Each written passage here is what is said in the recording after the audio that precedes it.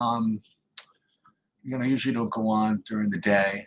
I have a little bit of time. I actually need a distraction. There's something else going on that I want to avoid.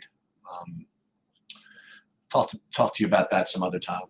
Uh, one of the great disciplines in managing a hedge fund actually is knowing when to do nothing and when to kind of avoid the temptation to do something.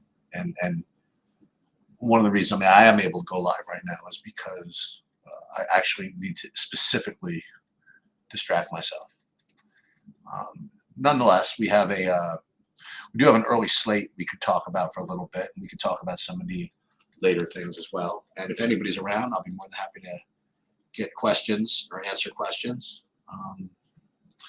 But I could end up just kind of talking through this for my own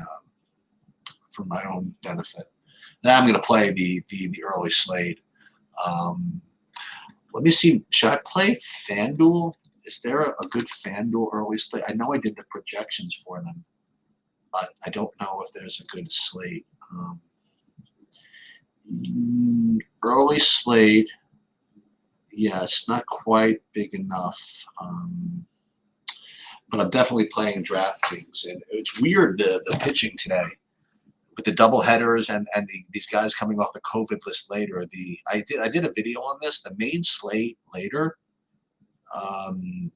is interesting because you have both Bundy and what's his name and Giolito who are threatening to come off the COVID list, but it hasn't been confirmed as of now. And I do believe that the pitching is really poor on the late slate, the main slate, which is later. And if Giolito does make it in and you don't get any pitch limit or anything like that, it's going to be very difficult to not play him. I will say that. And this is without even seeing a projection or anything. So we'll just see about that.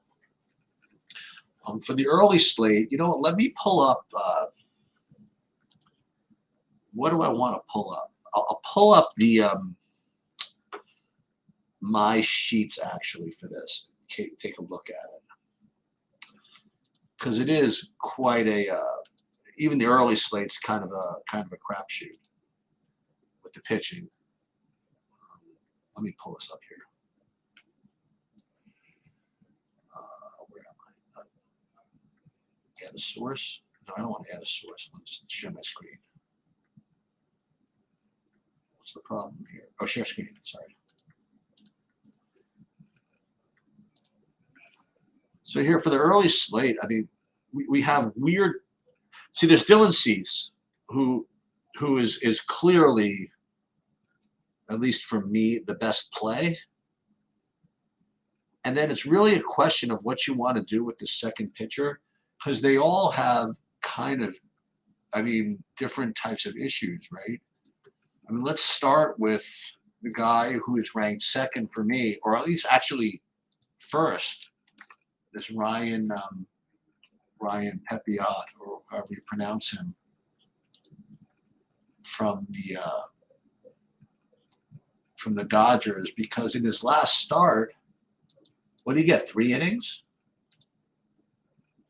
He was really. He was fine. 3 innings, 5 walks, 3 strikeouts, 77 pitches in 3 innings. So 5 walks is not good. Is that really where you want to plant your flag? Or would you rather take a poorly projected, like a Trevor Williams or a Mikolas?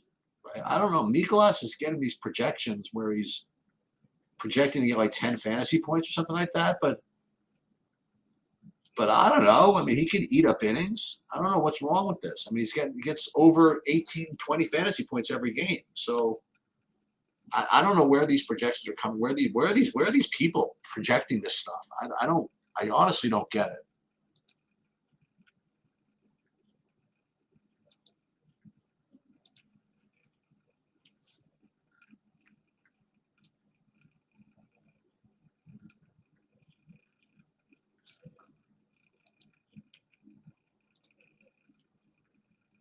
So maybe this is the idea: is that the Mikolas projection is just bad. And you're supposed to play him, right? He's going to eat up innings. Okay, he's not going to get a lot of strikeouts. What else do you want from these guys today? I mean, what are you going to do? You're going to play Tyler Gilbert? I don't want to do that. We'll play Tyler Gilbert against the Dodgers?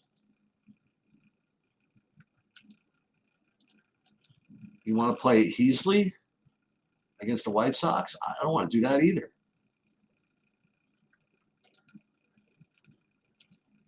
So for me, it's just going to be, I guess it's just Mikolas, Cease. You could play Pepe up. I don't quite understand this. So that's probably what I'm going to do. I'm curious to see where Sabersim brings me here. And I want to also see where these stupid Mikolas projections come from, because I don't quite get it. I wonder if I can get to the bottom of this. Let me just see.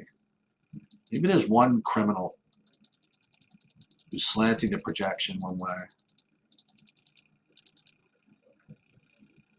That's not letting anybody play Mikolas here. I just got 11 fantasy points. I don't, why? He has more than that every game. See, that's probably what I'm going to do. You know, probably play Mikolas and Cease.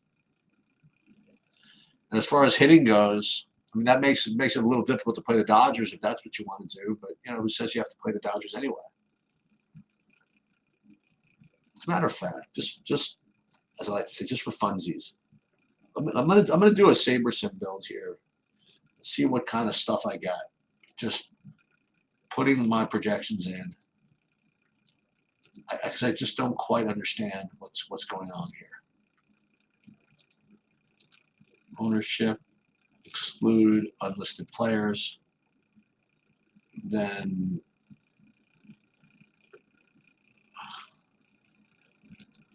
it's not going to give me much Mikolas. I'm going to have an 11-point projection, which makes no sense. I could bump him up a little bit. I just don't want to do that either, though. Maybe I should. Let me see what I get if I just build normally. The only argument I can make against playing Mikolas is it doesn't let me get to the Dodgers.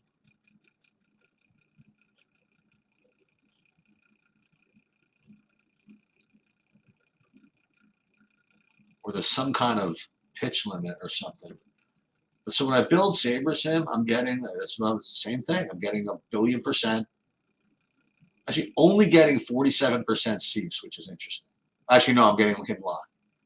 And then like 55% Pepiot, and then Williams, Mikolas, and Gilbert. I just don't quite get it. So I think I'm gonna do, and it's gonna be all kinds of White Sox. I think I'm just gonna lock in Cease, and I'm gonna lock in. I think I'm gonna just lock in Mikolas. I think I'm just gonna take that stand. That's what's gonna have to be, and then just kind of see what else happens. I'm going to do that right now, and then I'm going to come back and answer some questions. We'll talk about some other sports in a second, but can't think of anything else to do. So Mikolas and Cease, and probably going to get some Arizona in that, which is fine by me. I mean, I like that.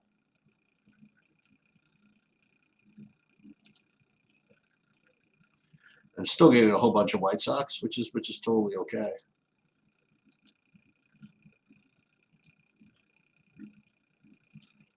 Yeah, so that's it. It's going to be Mikolas and Cease and lock.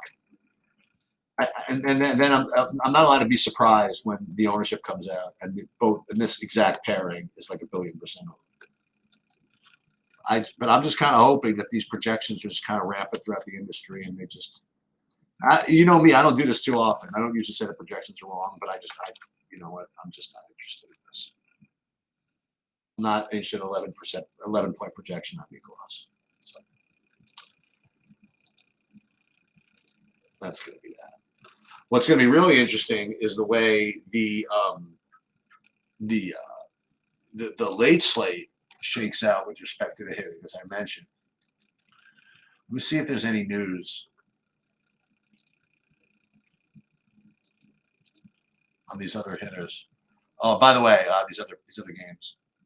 It still says Giolito out, but not really out. So let's see what it says. Oh, so now he's expected to come off the list to start Wednesday's game. Okay, here we go. So he rejoined the White Sox on Tuesday, expects, but the Wednesday's game. So we still do not know who is pitching for the White Sox, and we still also do not know. Right? So wow, that's awesome. So that means that pitching remains a shit show for the late slate, which is interesting. Let's see Bundy. Let's see who's the other guy who was. Bundy is scheduled to return from the COVID-19 list and is scheduled to start Tuesday's game.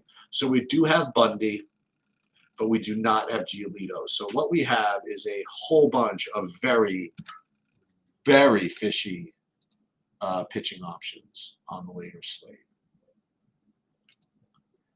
As I sort of suspected, well, actually, I suspected the opposite. I really did think that they were going to have Giolito come back, but I was incorrect.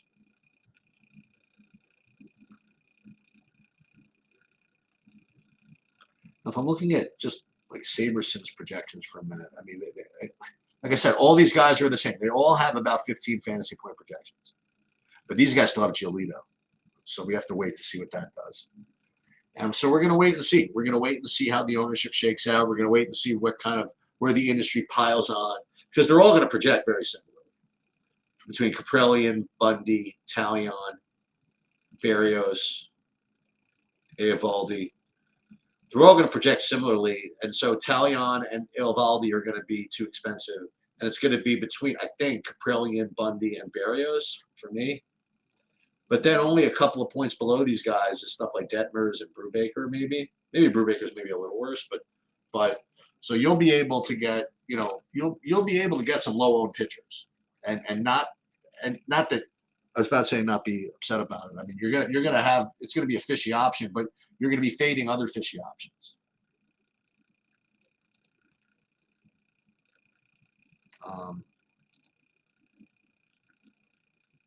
Just also a couple of things. We have unfortunately my trip was canceled.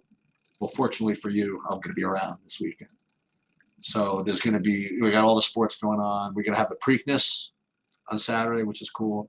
We got hockey tonight, 2-gamer, which I did put up here. These are the initial projections for the hockey tonight. As you see, Tampa is the value. Top 3 values all from the same team. It's a 2-game slate, so it's not completely out of the question, right? So Tampa, I presume they're home. That's some pretty logical, St. Louis getting ignored as they always do, and they always seem to smash, which is actually pretty interesting. Kind of a crappy MMA card this weekend, but we're going to break that down. Hockey. Golf. So here's the thing with golf. I did a video myself of golf, which I really love the slate this week. And then also Bobby, Kenny, and Jordan from SaberSim are going to do a special breakdown tomorrow using SaberSim actually to make that work. I'm not going to be around for that, but they're going to do a good job of that.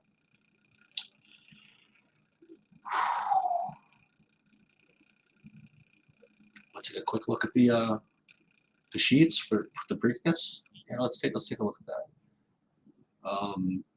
Most of you are not going to know what you're looking at here. If you saw my last video, when I did a video on it, I did a really quick intro to the sheets here. Let me just see.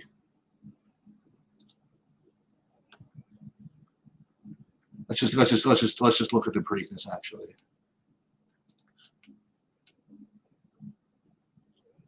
I presume it's going to be the 12th, right? No, maybe not. 13th? It looks like the 11th race, right? That's going to be the... If you can't tell which race the Preakness is, it's not a good thing.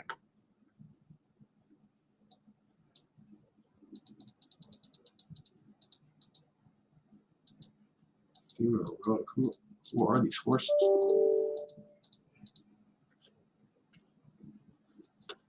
Yeah, that's not a good sign. I don't even know what race the Preakness is. I'm going to pull this up right now. 22. It's probably up to 10.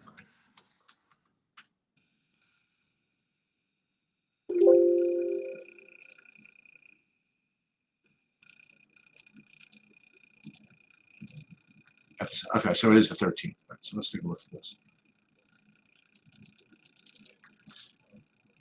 So we're going to look at the lower number, the better. Simplification is really just a terrible looking line here. It had an 8 and it's going backwards a little bit. But look at it, like, oh, very few horses look good here. Secret Oath looks okay, I guess. These horses are so slow. So early voting looks like, you know, so far looks like the chalk. And Epicenter looks really good. And Skippy Longstocking looks pretty good. So it looks as though it's going to be Skippy Longstocking.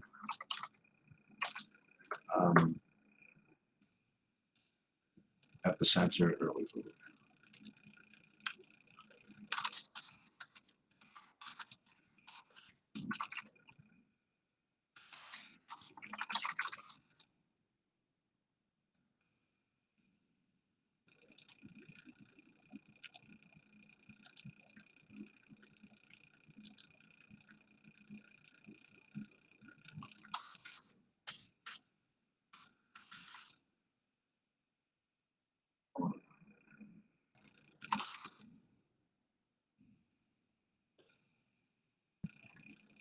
Email for a code. Okay.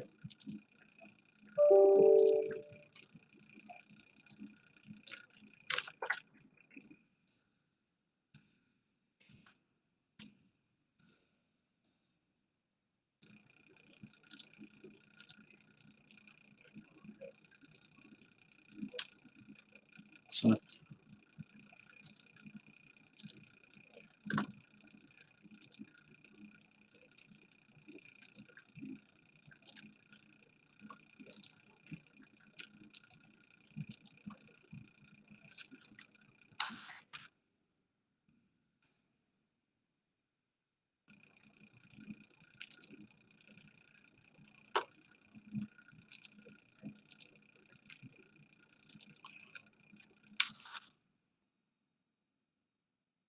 So it looks as though it's going to be early voting, the long stocking horse and the favorite. So I'm probably going to end up with early voting. But we have to look at what the odds are.